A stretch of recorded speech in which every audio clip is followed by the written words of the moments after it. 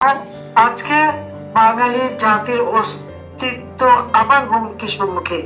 কাজে জঙ্গিবাদী ইউনুসকে যত দ্রুত ক্ষমতা থেকে সরানো যাবে ততই দেশের মঙ্গল হবে, ইনশাআল্লাহ। সাধারণ মানুষের জীবনে শান্তি ফিরে আসবে, শান্তিতে মানুষ ঘুমাতে পারবে, নিরাপদে চলতে পারবে। এখন তো শান্তিতে ঘুমাতে পারে না, চুরি ডাকাতি প্রতিনিয়ত। এমনকি মানুষ ফোন করে সাহায্য পায় না। আগে যেমন ৯৯ ফোন করলে সঙ্গে সঙ্গে পুলিশ সাহায্য করতো, এখন আর সেটা নাই। দলীয়করণ এমন ভাবে করা বা জঙ্গিবাদ এবং জামাতের এবং বিএনপি লোকদের বসানো, এটাই হচ্ছে। আর বিএনপি জামাত শিবির আর চাঁদাবাজি মাঝখানে ঘরে ঘরে যে চাঁদাটাও মানে মামলা দেবে, আর নয়তো তাদেরকে মারধর করবে। এই এই অত্যাচার এর হাত থেকে দেশকে বাঁচাতে হবে, দেশের মানুষকে বাঁচাতে হবে।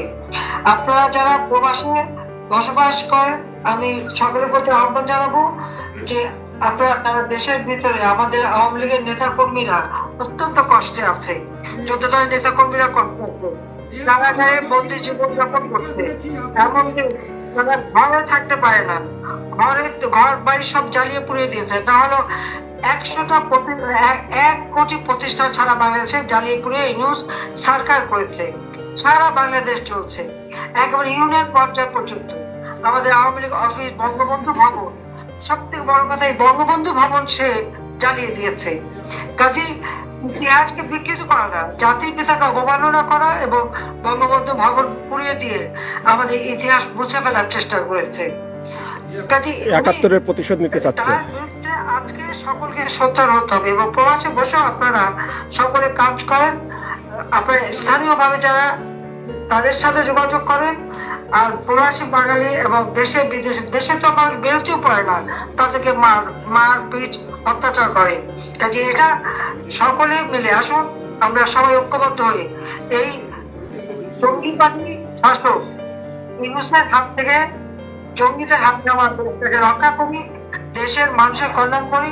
ইনশাআল্লাহ এই বাংলাদেশ আমাদের যে প্রেক্ষিত পরিকল্পনা আমরা প্রণয়ন করেছি 2021 থেকে 41, 2021 থেকে 41-এর মধ্যে বাংলাদেশকে আমরা উন্নত, ক্ষুধা দারিদ্র্যমুক্ত, উন্নত, সমৃদ্ধ, স্মার্ট বাংলাদেশ হিসেবে গড়ে তুলব, সেই পরিকল্পনা আমরা নিয়েছিলাম।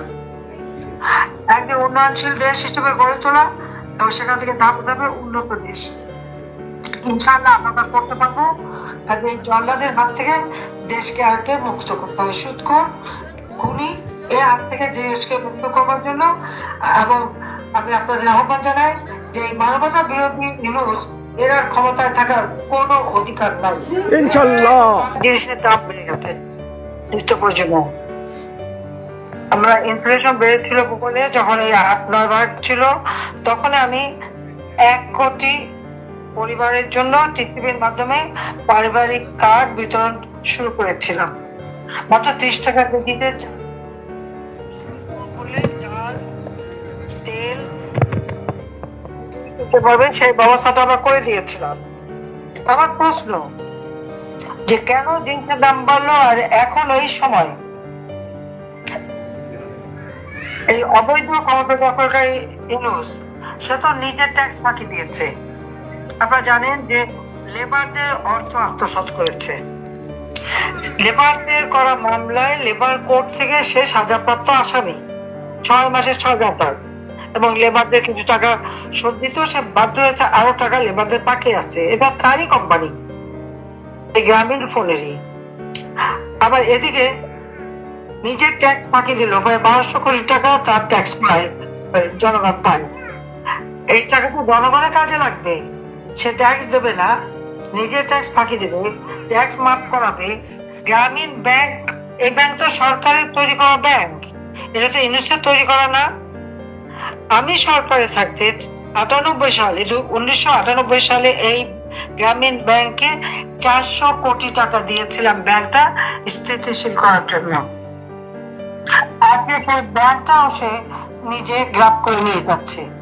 যেটা ছিল পাবলিক প্রপার্টি, এটা এখন তার ব্যক্তিগত মালিকানায় নিয়ে এই ব্যাংকের অর্থ আত্মসাৎ করে যাচ্ছে। সাথে নিজের ট্যাক্স ফাঁকি দেবে আর মানুষের ট্যাক্স। ইতিমধ্যে আপনারা জানেন দেশে ভ্যাট বসিয়েছে, ট্যাক্স বসিয়েছে, সারচার্জ বসিয়েছে। এর ফলাফলটা কি দাঁড়াচ্ছে?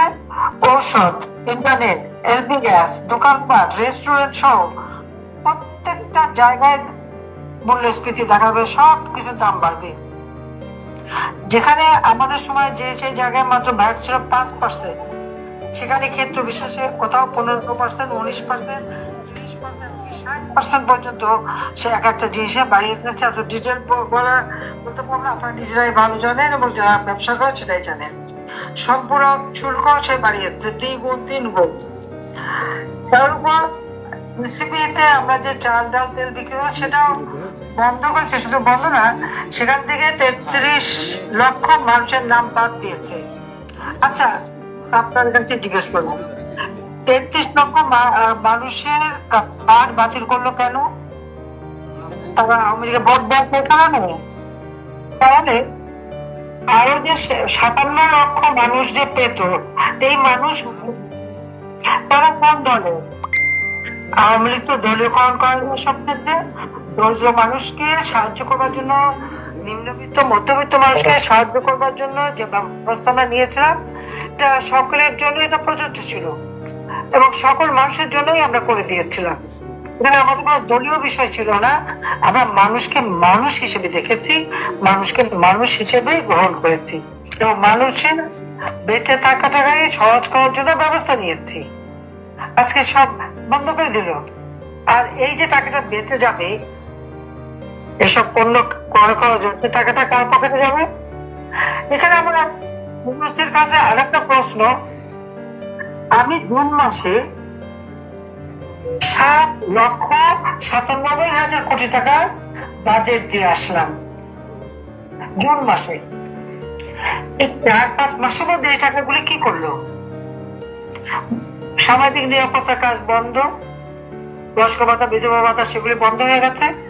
বিনামূল্যে বই 1 জানুয়ারি দিতাম, সেটা দিতে ব্যর্থ হয়েছে। আবার এই বই ছাপাতে অতিরিক্ত 700 কোটি টাকা নিয়েছে, তারপরে বই দিতে পারলো না, ব্যর্থ। আপনারা জানেন যে আমাদের দেশের মানুষের যে সমস্ত সুযোগ সুবিধা আওয়ামী লীগ সরকার দিয়েছিল সেগুলো একে একে সব বন্ধ করে দিয়েছে। আমরা ছাত্রছাত্রীদের বৃত্তি দিতাম, প্রায় 4 কোটির উপর শিক্ষার্থী কিন্তু লাভবান হতো, উপকারভোগী ছিল। কোথায় তারা? কেন দিচ্ছে না সেগুলি?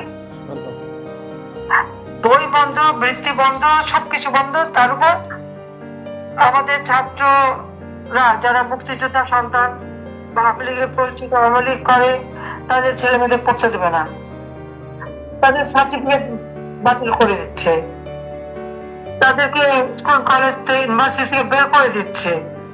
এটা কোন ধরনের আচরণ, কোন ধরনের কথা?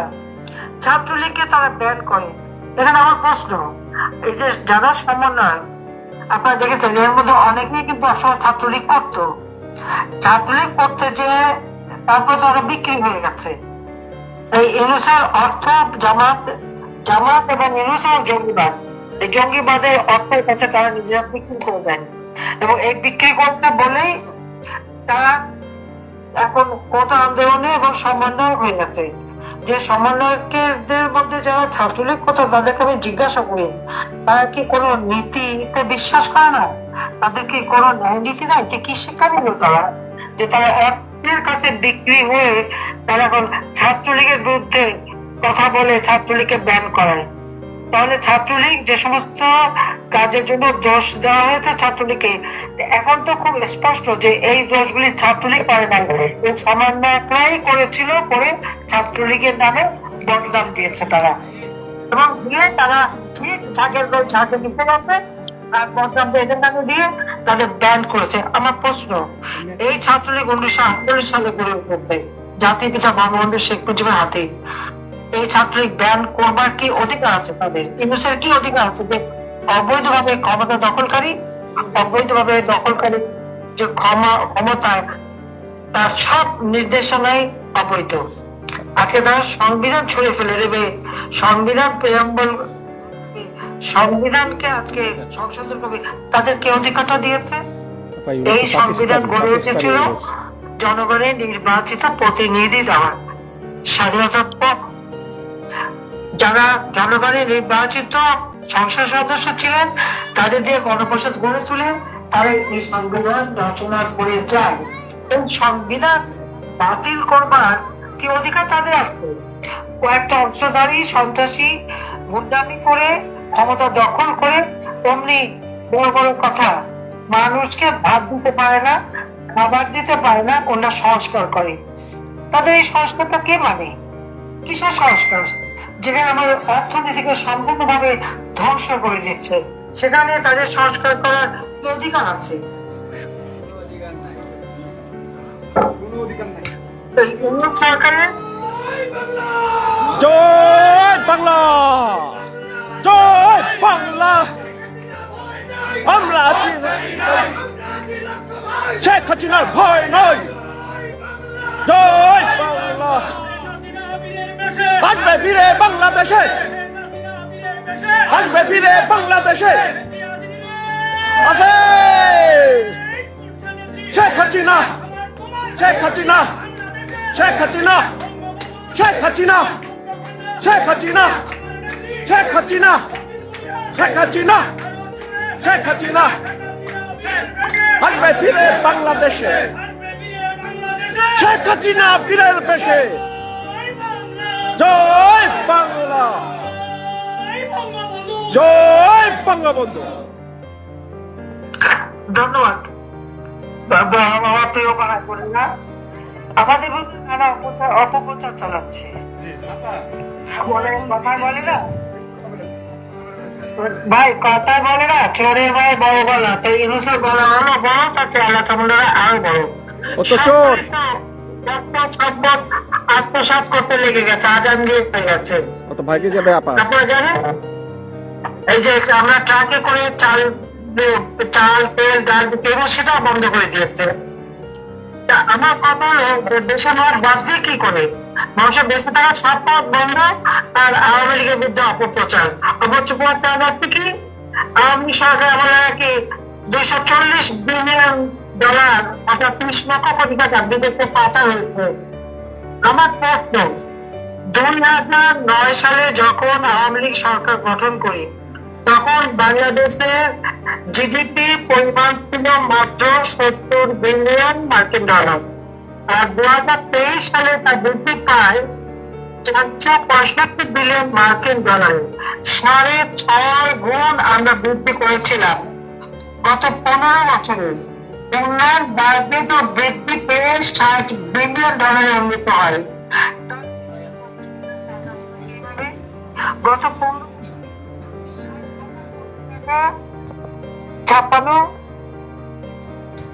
হয়েছে।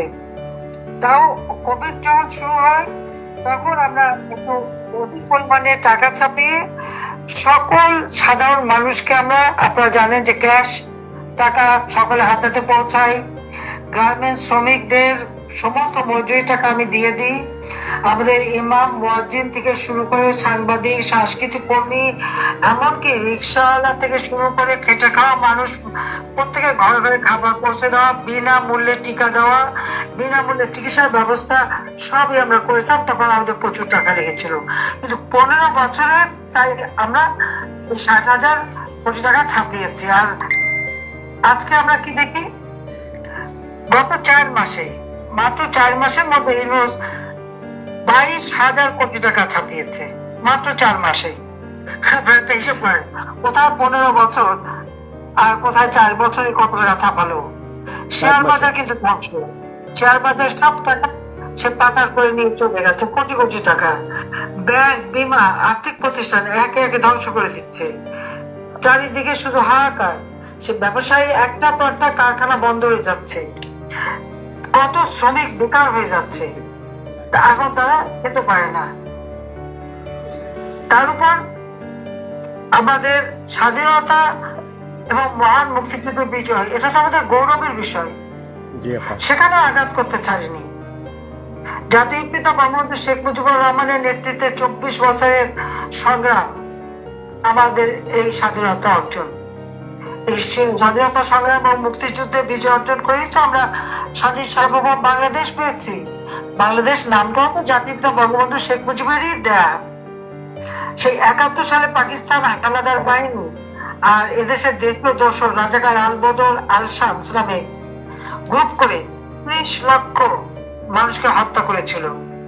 2 লাখ নারীদের উপর পাশবিক অত্যাচার করে, ঘর বাড়ি জ্বালিয়ে দেয়, লুটপাট করে।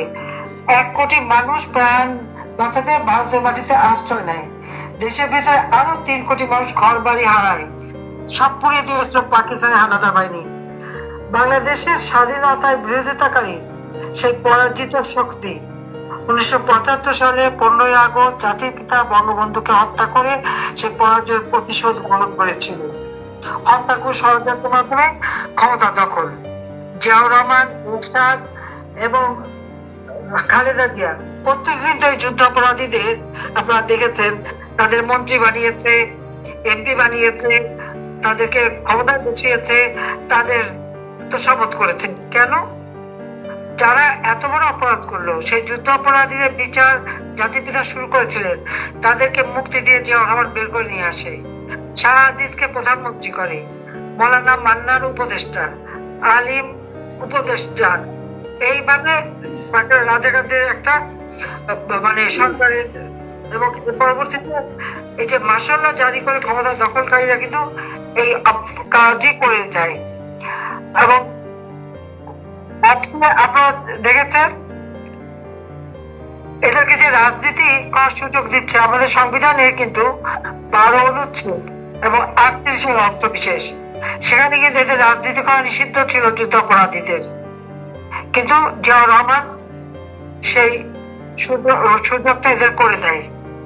আবার পাকিস্তানি পাসপোর্ট দিয়ে গোলাম আজমকে বাংলাদেশে ফিরিয়েও আনে এবং তাদেরকে রাজনৈতিক ভাবে সামাজিক ভাবে প্রতিষ্ঠিত করে। আজকে যে ক্ষমতায় আছে আপনারা লক্ষ্য করে দেখবেন, সেই একই কায়দায় সেই যুদ্ধাপরাধীদের নিয়েই কিন্তু তার ওঠা বসা। আজকে জামাত, শিবির এবং জঙ্গিদের সহায়তায় সে ক্ষমতা দখল করেছে এবং ইতিমধ্যে সকল শীর্ষ জঙ্গি যারা ছিল তাদের কিন্তু জেলখানা থেকে ছেড়ে দিয়েছে। আজকে আপনারা দেখেন সেই 2004 সালের 21 আগস্ট গ্রেনেড হামলার যত আসামি সাজাপ্রাপ্ত তাদেরকে এবং মুক্ত করেছে এবং মামলা খারিজ করে দিয়েছে। হলি আর্টিজানে যে জঙ্গি হামলা হয়েছিল, 2 জন পুলিশ মারা যায় এবং 29 জন মানুষ মারা যায়, তাদেরকে আমরা গ্রেপ্তার করেছি, সাজা দিয়েছি, তাদেরকেও মুক্তি করে তাদেরকেও মুক্ত করেছে, তাদের ছেড়ে দিয়েছে। 63 জেলায় 500 জায়গায় বোমা হামলা হয়েছিল, আপনাদের মনে আছে? কিবরিয়া সাহেবকে হত্যা করা হয়েছিল, বেরেনের ভাই মঞ্জুরুল আমজাদ, খুলনা মঞ্জুরুল ইমাম, নাটোরের মমতাজ সহ আমাদের অগণিত নেতা কর্মীকে হত্যা করেছিল এবং 500 জায়গায় একসাথে বোমা হামলা। সেই হামলাকারী সেই জঙ্গিবাদী বাংলা ভাই দর্শক এসব কিন্তু কারাগার থেকে মুক্তি পেয়ে গেছে, তাদেরকে সব মুক্তি দিয়ে ইউনূস সাহেব বাংলাদেশকে কোথায় নিয়ে যাচ্ছে? জঙ্গি রাষ্ট্র। 10 লাখ অস্ত্র চোরাকার বাড়ি। তখন জামাত ইসলামের সেই ছিল মুজাহিদ বোধহয় না, তার মন্ত্রী ছিল, শিল্পমন্ত্রী ছিল জামাত ইসলামের এবং এর সঙ্গে ছিল। আজকে দেখা গেল কি সেই 10টা অস্ত্র মামলা সাজাপ্রাপ্ত আসামি, তাদের খালি মুক্তি দিল না, এই যে অস্ত্র পাচার মামলার আসামিদেরও ছেড়ে দিয়েছে এবং তাদের মামলাও খারিজ করে দিয়েছে, তারা এখন মুক্ত। তার মানে যত রকমের অপরাধী তাদেরকে মুক্তি দিয়ে আজকে বাংলাদেশ একটা সন্ত্রাসী জঙ্গিদের অভয়ারণ্য হিসেবে প্রতিষ্ঠিত করে দিয়েছে। লাশের রাষ্ট্র। তারপর মুক্তিযুদ্ধের সব ইতিহাস সম্পূর্ণভাবে মুছে ফেলার চেষ্টা করে যাচ্ছে। 30 লক্ষ শহীদের রক্তে লেখাই সংবিধান ছুঁড়ে ফেলে দেওয়ার কথা বলা খুব সহজ, কিন্তু একবার ছুঁড়ে ফেলে দেখো বাংলার জনগণ এদের কি শাস্তি দেয়। অবশ্যই অবশ্যই শাস্তি দেওয়া হবে ইনশাআল্লাহ। ইনশাআল্লাহ প্রত্যেকটা যত শেখ হাসিনার ভয় নাই, রাজপথ ছাড়ি নাই, রাজপথ ছাড়ি নাই, রাজপথ ছাড়ি নাই। জয় বাংলা, আসবে ধীরে বাংলাদেশে, শেখ হাসিনা পীরের দেশে। আমি বাঙালি, বাঙালি বাঙালি। জয় বাংলা, নেতা মোদের শেখ মুজিব, দক্ষিণ কোরিয়া আওয়ামী লীগ।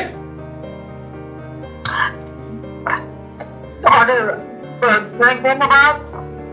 আজকে বাংলাদেশে কোনো মানুষের বাক স্বাধীনতা নাই। আমি বাংলাদেশে একটা টেলিভিশন ছিল, একটা রেডিও ছিল। আওয়ামী লীগ ক্ষমতায় আসার পরে আমি তখন প্রাইভেট সেক্টরের সমস্ত টেলিভিশন রেডিও ওপেন করে দিই, খুলে দিই। আজকে প্রায় 44টা টেলিভিশন, সবাই কথা যেগুলি চালু, প্রত্যেকে কথা বলতে পারতো, টক শো করতে পারতো। আমার সমালোচনা তো অনবরত করে যাচ্ছিল, ওই আমি তো তাকে কখনো বাধা দেইনি। কিন্তু আজকে কি অবস্থা, সকল মিডিয়া, সেটা প্রিন্ট মিডিয়া হোক, অর্থাৎ খবরের কাগজ অথবা টেলিভিশন, এমনকি সোশ্যাল মিডিয়া, সব কিছুতেই তাদের দখল। প্রত্যেক জায়গায় নিউজ তার এজেন্ট বসিয়ে দিয়েছে। কি নিউজ যাবে, কি নিউজ যাবে না, সেটা তারা নির্দিষ্ট করে দেয়। আর তো টাকা অভাব নাই, হাজার হাজার কোটি টাকা গ্রামীণ ব্যাংকের হাজার হাজার কোটি টাকা পাচার করেছে, গ্রামীণ ফোনে হাজার হাজার কোটি টাকা পাচার করেছে, বিদেশে ব্যবসা বাণিজ্য পেতে নিয়েছে। সেই টাকা দিয়ে বিদেশি পত্রিকা পর্যন্ত তাদেরও টাকা দিয়ে নানা রকম অপপ্রচার চালাচ্ছে, করে যাচ্ছে। এইভাবে মানে আওয়ামী লীগকে এবং আওয়ামী লীগের নেতা কর্মীদের হেয় পাওয়ার জন্য নানা ধরনের কাজ করে যাচ্ছে। প্রায় 300 সাংবাদিক আজকে চাকরি হারিয়েছে। 200 উপর সাংবাদিকের অ্যাক্রেডিটেশন কার্ড বাতিল করেছে। প্রেস ক্লাব থেকে সাংবাদিকদের সদস্যপদ বাতিল করে দিয়েছে এবং প্রায় 100 কাছাকাছি সাংবাদিক গ্রেপ্তার। 8 জন সাংবাদিককে হত্যা করেছে সারা বাংলাদেশে এবং প্রত্যেকের বিরুদ্ধে, সাংবাদিকদের বিরুদ্ধে হত্যা মামলা। আর মামলার আর কোনো নেই। তার উপর আলোচিত করেছে সবচেয়ে জঘন্য কাজ, সেই মাসায় তাদের উপরে হামলা, মাজার দরগা শরীফে হামলা, মসজিদে হামলা, সেগুলি ভাঙচুর, লুটপাট হানা হয়েছে। অনেক দরগা শরীফ, হিন্দু, বৌদ্ধ, খ্রিস্টান, ক্ষুদ্র নৃগোষ্ঠী, তাদের উপর নির্যাতন, মন্দির, গির্জা, প্রাগতা সব লুটপাট করেছে এবং ভেঙে ফেলেছে বা আগুন দিয়েছে। এই মাত্র 2-3 দিন আগে আপনাদেরকে ক্ষুদ্র নৃগোষ্ঠী তাদের একটা দাবি নিয়ে গেছে, তাদেরকে কিভাবে পুলিশ দিয়ে আক্রমণ করেছে এবং ইউনুস বাহিনী তাদেরকে আহত করেছে, সেটা আপনারা দেখেন। এমনকি একজন সাধু, তাকেও গ্রেপ্তার এবং কাউকে জামিন দেবে না। আইনজীবী, ডাক্তার, সাংস্কৃতিক কর্মী, সাংবাদিক, মানে এদের অত্যাচার থেকে কেউ রেহাই পায়নি। সকলের উপরে সাংবাদিকদের যেমন অত্যাচার করছে, আবার এখনো ভালো ভালো যারা প্রখ্যাত ডাক্তার তাদের উপরে হামলা, তাদেরকে বিরুদ্ধে মামলা দেওয়া হয়েছে। এমনকি মানে অথবা না পারে বদলি সরকারি কর্মকর্তা কর্মচারী 3 জন প্রিন্সিপাল সেক্রেটারি, সাবেক প্রিন্সিপাল সেক্রেটারিকে কারাগারে বন্দী করেছে। ক্যাবিনেট সেক্রেটারি, যে ক্যাবিনেট সেক্রেটারি ইউনুসের মানে শপথনামা পরিচালনা করলো, তার বিরুদ্ধে মামলা। সে কি কাজটা করেছে তার বিরুদ্ধে মামলা দেওয়া হলো? বলেন তো, কত বড় বেইমান মুনাফিক আপনার দেখে। যে তাকে সাহায্য করে তাকেই আগে কোপটা মারে, তাকেই আগে আঘাতটা করে। সরকারি কর্মচারী ওএসডি করা, চাকরি থেকে বের করে দেওয়া, পুলিশকে চাকরি থেকে বের করে দেওয়া, ট্রেনিং দেওয়া, তাদের মধ্যে মিথ্যা অজুহাত কি নাস্তা নিয়ে গন্ডগোল, তাই তাদেরকে বাদ দেওয়া হলো। এই বাদ দেওয়া মানে হলো বাদ দিয়ে ওখানে যাদের ঢোকাবে সেখানে পয়সা খাবে, এটা হলো তাদের কাজ। এখানে কৃষিবিদ, ইঞ্জিনিয়ার, পেশাজীবী, সরকারি কর্মচারী, পুলিশ বাহিনীর সদস্য, এমনকি সেনাবাহিনীর অবসরপ্রাপ্ত বা এখনো চাকরিজীবী, তাদের উপরে হামলা, তাদের পাসপোর্ট বাতিল, তাদেরকে কাউকে ওয়ারেন্ট ইস্যু, কাউকে গ্রেপ্তার, জিজ্ঞাসাবাদ, মানে অপমান এবং এমন অত্যাচার বাংলাদেশে কখনো হয়নি। এইভাবে তাদেরকে হয় চাকরিচ্যুত করতে বা অত্যাচার করে যাচ্ছে। মানে সকলের উপর হামলা নির্যাতন করেই সে দেশটাকে চালাতে চাচ্ছে। দেশ চালাতে তো সম্পূর্ণ ব্যর্থ। ওই ক্ষুদ্র ঋণ দিয়ে গরিবের কাছ থেকে গরিবেরকে চাপ দিয়ে উচ্চ হারে সুদ আদায় করা আর রাষ্ট্র পরিচালনার মধ্যে কথা বলছে। তরুণের যাত্রা আর রাষ্ট্র পরিচালনা এটা যে তখন যে চাষে হারে হারে হচ্ছে তাতে দেশের মানুষও টের পাচ্ছে। ব্যবসা এই মোবাইল ফোনের ব্যবসা আমি দিয়েছিলাম। কথা ছিল মোবাইল ফোনের থেকে যে আয় হবে সেটা গ্রামীণ ব্যাংকে যাবে, 1 পয়সাও দেয়নি। বিদেশি ডোনার যারা গ্রামীণ ব্যাংকে ডোনেশন দিয়েছিল সেটা গ্রামীণ ব্যাংকে যায় নাই। ইউনূস সাহেব গ্রামীণ কল্যাণ ফান্ড করছে প্রথম, আবার সেখান থেকে টাকা দিয়ে মানে প্রায় 54টা বছর ব্যবসা প্রতিষ্ঠান ইন্ডাস্ট্রি, কিন্তু কোনটা ট্যাক্স দেয় না, সব করে ট্যাক্স ফাঁকি দেয়। নিজে ট্যাক্স মানে আর অন্য উপরে ট্যাক্স বসাবা এই আল্লাহ বাংলাদেশে খাটবে না। এই ভ্যাট ট্যাক্স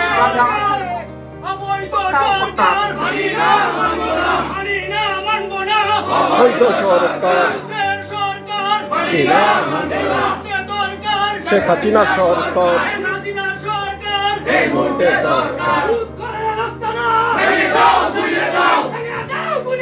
শুট করে রাস্তা না ভেঙে দাও, পুড়িয়ে দাও, যাচ্ছি রে আস্তানা। জয় বাংলা, গর্জে উঠুক আর একবার, পালে পালে ইউনুসে ঘুরি গেলে। বাংলাদেশ জাগবে, বাংলাদেশ জাগবে, শেখ হাসিনা আসবে। জয় বাংলা, জয় বাংলা, জয় বঙ্গবন্ধু, জয় বঙ্গবন্ধু, শেখ হাসিনা আসবে। আজকে বাঙালি জাতির অস্তিত্ব আবার হুমকির সম্মুখে। কাজে জঙ্গিবাদী ইউনূসকে যত দ্রুত ক্ষমতার থেকে সরানো যাবে ততই দেশের মঙ্গল হবে ইনশাআল্লাহ। মানুষের জীবনে শান্তি ফিরে আসবে, শান্তিতে মানুষ ঘুমাতে পারবে, নিরাপদে চলতে পারবে। এখন তো শান্তিতে ঘুমাতে পারে না, চুরি ডাকাতি প্রতিনিয়ত। এমনকি মানুষ ফোন করে সাহায্য পায় না। আগে যেমন 999 ফোন করলে সঙ্গে সঙ্গে পুলিশ সাহায্য করতো, এখন আর সেটা নাই। দলীয়করণ এমন ভাবে করা বা জঙ্গিবাদ এবং জামাতের এবং বিএনপি লোকদের বসানো, এটা হচ্ছে। আর বিএনপি জামাত শিবির আর চাঁদাবাজি মাঝখানি ঘরে ঘরে যে চাঁদাটা মানে মামলা দেবে, আর নয়তো তাদেরকে মারধর করবে। এই অত্যাচার এর হাত থেকে দেশকে বাঁচাতে হবে, দেশের মানুষকে বাঁচাতে হবে। আপনারা যারা প্রবাসে বসবাস করেন, আমি সকলের প্রতি আহ্বান জানাবো যে আপনারা দেশের ভিতরে আমাদের আওয়ামী লীগের নেতা কর্মীরা অত্যন্ত কষ্টে আছে। যতটা নেতা কর্মীরা কষ্ট আছে, কারাগারে বন্দি জীবন যাপন করছে, এমনকি তারা ঘরে থাকতে পারে না, ঘর বাড়ি সব জ্বালিয়ে পুড়িয়ে দিয়েছে। তাহলে 1 কোটি প্রতিষ্ঠান সারা বাংলাদেশে জ্বালিয়ে পুড়িয়ে ইউনূস সরকার করেছে। সারা বাংলাদেশ চলছে, একেবারে ইউনিয়ন পর্যায় পর্যন্ত। আমাদের আওয়ামী লীগ অফিস, বঙ্গবন্ধু ভবন, সব থেকে বড় কথা এই বঙ্গবন্ধু ভবন সে জ্বালিয়ে দিয়েছে। কাজেই ইতিহাসকে বিকৃত করা না, জাতির পিতাকে অবমাননা করা এবং বঙ্গবন্ধু ভবন পুড়িয়ে দিয়ে আমাদের ইতিহাস মুছে ফেলার চেষ্টা করেছে। কাজেই 71-এর প্রতিশোধ নিতে চাচ্ছে। তার বিরুদ্ধে আজকে সকলকে সোচ্চার হতে হবে এবং প্রবাসে বসেও আপনারা সকলে কাজ করেন। আপনার স্থানীয় ভাবে যারা তাদের সাথে যোগাযোগ করেন।